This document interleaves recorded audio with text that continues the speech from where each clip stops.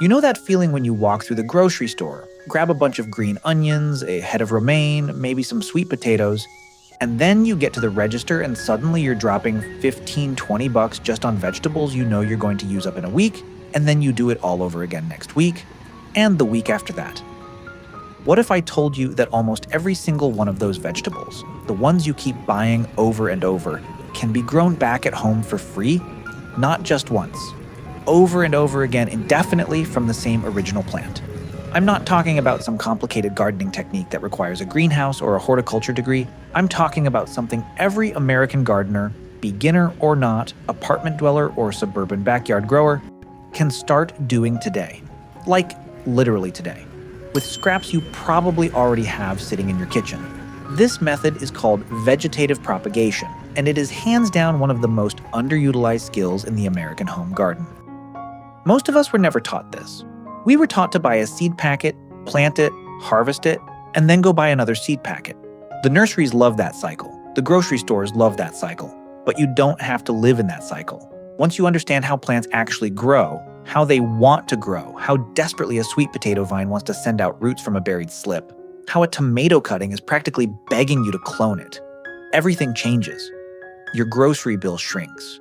Your garden expands. And you start looking at your kitchen scraps completely differently. So today I'm walking you through exactly how to do this.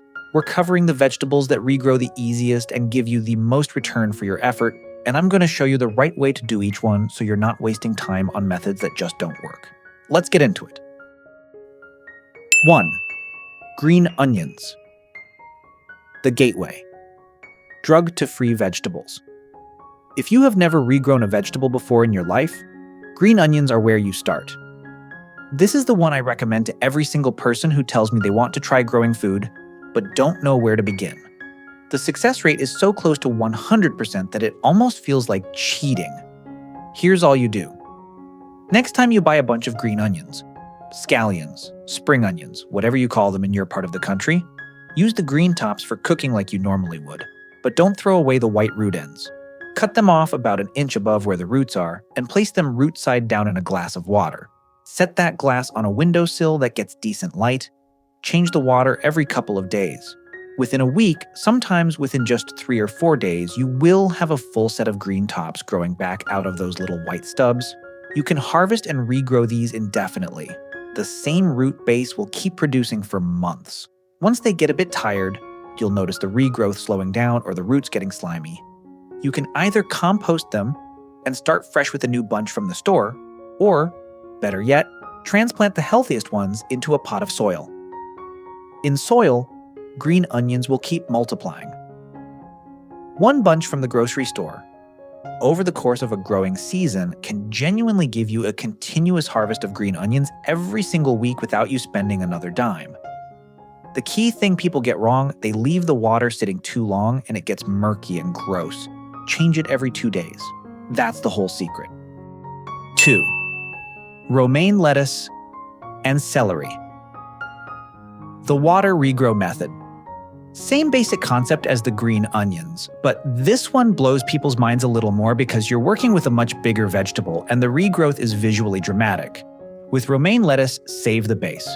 The bottom 2 to 3 inches where all the leaves converge. Sit it cut side up in a shallow dish of water. Not submerged, just enough water to cover the very bottom of the base. Place it somewhere with bright, indirect light. Within a week, new leaves will start emerging from the center. You won't get a full store-sized head of romaine this way. I want to be honest about that.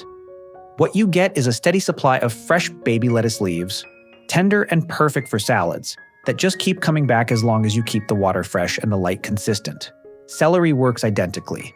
Cut off the base, sit it in shallow water, give it light, and within about a week you'll see new green stalks pushing up from the center. Again, you're not going to grow a full stalk of celery as big as what you bought, but you will grow real, flavorful celery leaves and thin inner stalks that are fantastic for soups, stocks, and flavoring dishes. The flavor is actually more concentrated than the outer stalks most people eat. The move with both of these is to eventually transfer them into soil once they put out enough new growth. That's when the real production kicks in. The water regrow method is just step 1. It gets the plant reactivated. Soil is where it actually thrives. 3. Potatoes and sweet potatoes. Your most productive regrowers. Let's talk about something more substantial. If you've got a corner of a garden bed, a big container, or even just a grow bag on a patio, potatoes and sweet potatoes might be the single best return on zero investment in the vegetable world. For regular potatoes, if you've ever left potatoes in your pantry too long and watched them sprout, those little purple or white nubs pushing out from the skin, you already know exactly what I'm talking about. Those sprouts, called eyes, are the plant's way of trying to reproduce. All you have to do is let them do their job. Take a potato with good, well-developed eyes, ideally at least ½ an inch long, and cut it into chunks, making sure each chunk has at least 1 or 2 eyes. Let those cut pieces sit out overnight so the cut surfaces dry out and callus over. This prevents rot once they're in the ground. Then, plant them about 4 inches deep and 12 inches apart, and cover them up. Within a few weeks, you'll see green shoots emerging. From that point, a single potato piece can produce anywhere from 5 to 10 new potatoes, sometimes more depending on the variety and your soil. Sweet potatoes work a bit differently, and honestly, they're even more fun. Rather than planting the tuber directly, you grow what are called slips, little vine cuttings that sprout from the sweet potato, and then plant those. Take a sweet potato, push some toothpicks into the middle of it, and suspend it halfway into a glass of water with the pointed end down. Put it somewhere warm and sunny. Within 2 to 4 weeks, green vines will start sprouting from the top. Once those slips are about 4 to 6 inches long, twist them off gently and place them in a fresh glass of water for another week until they develop their own roots. Then plant them directly in the garden. One single sweet potato from the grocery store can produce a dozen or more slips. Each slip produces a plant. Each plant produces multiple sweet potatoes. Do the math. This is genuinely exponential. One important note on sweet potatoes specifically. Try to use organic ones when possible. Conventionally grown sweet potatoes are sometimes treated with a sprout inhibitor, which can dramatically slow or prevent slip development. If your sweet potato isn't sprouting after a few weeks, that's usually why. 4. Herbs. The propagation goldmine. I could do an entire video just on herb propagation. And honestly, maybe I will. But let me give you the essentials here because this is where most gardeners are leaving a massive amount of money on the table. Basil is almost embarrassingly easy to propagate. Next time you buy a bunch of fresh basil from the grocery store or farmer's market, take a stem that's at least 4 inches long and strip off all the leaves from the bottom half, leaving just a few leaves at the top. Drop that stem into a glass of water. Change the water every couple of days. Within 1 to 2 weeks, you'll see white roots emerging from the nodes. Those little bumps on the stem where leaves were attached. Once the roots are an inch or longer, plant it in soil. That one stem becomes a full basil plant. If you're buying fresh basil regularly, you could be building a whole indoor herb garden for free over the course of a summer. Mint is even more aggressive about propagating. Some would say alarmingly so. A single stem cutting in water will root almost immediately. The bigger challenge with mint is containing it once it's in the ground, since it spreads like wildfire. Keep it in a pot. Rosemary, thyme, and sage are a bit slower but equally doable. These are woody herbs, so the process takes a little longer. Sometimes 3 to 4 weeks for roots to develop. With rosemary especially, take a cutting from a soft green tip rather than a woody older stem, strip the lower leaves, and dip the cut end in rooting hormone powder before putting it in water or moist potting mix. The rooting hormone is optional, but it does speed things up noticeably. Here's the thing about herb propagation that really changes how you think about your garden. Every time you harvest a herb plant by cutting it back, you've got potential cuttings in your hand. Every pinch of basil you take off to keep the plant from flowering is a cutting you could propagate.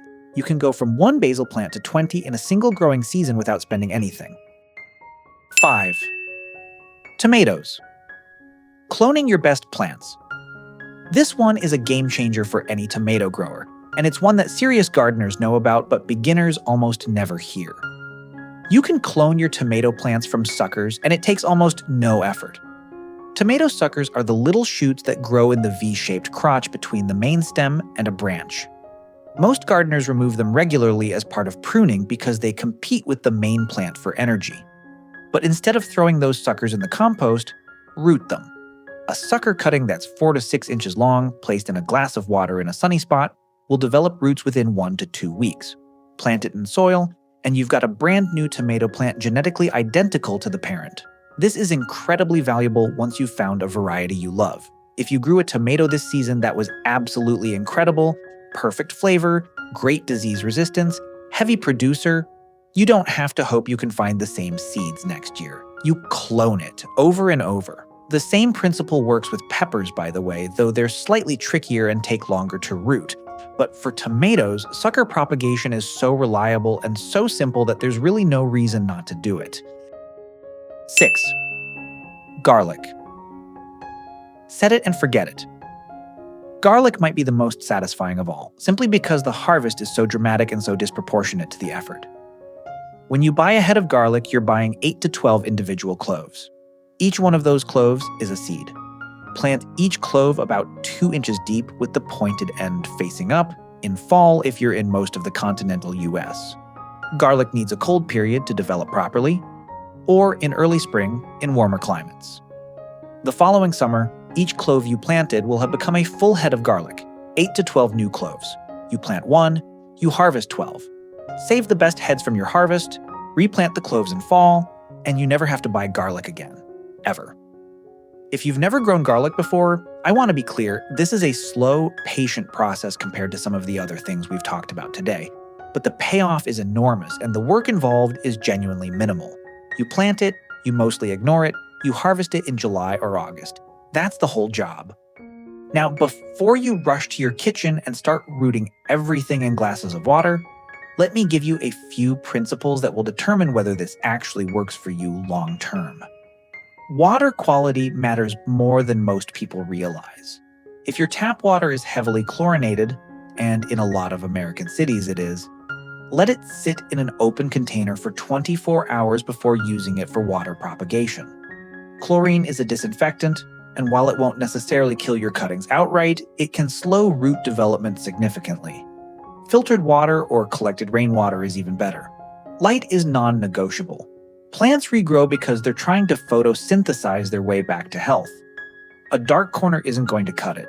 A south-facing windowsill is ideal for most of these. If you don't have great natural light, a basic grow light, even an inexpensive one, makes a real difference. Soil matters when you transition from water. A lot of first-time propagators do everything right in the water phase and then pot their cuttings into heavy, dense potting mix that suffocates the new roots. New roots grown in water are delicate. They need well-aerated, light soil. Something with perlite or vermiculite mixed in. Don't pack it tight. Water it in gently. Give the plant a few days to adjust before putting it in direct sun. And finally, not everything works every time. Some cuttings will rot. Some seeds won't sprout. That's not failure, that's gardening. The whole point of propagation is that it costs you nothing but time, so you can always try again. Here's the thing I want to leave you with. American grocery stores spend billions of dollars every year making it feel like buying food is just what you do. It's normal. It's automatic. You walk in, you pick up a bunch of green onions, you pay for it, you come back next week.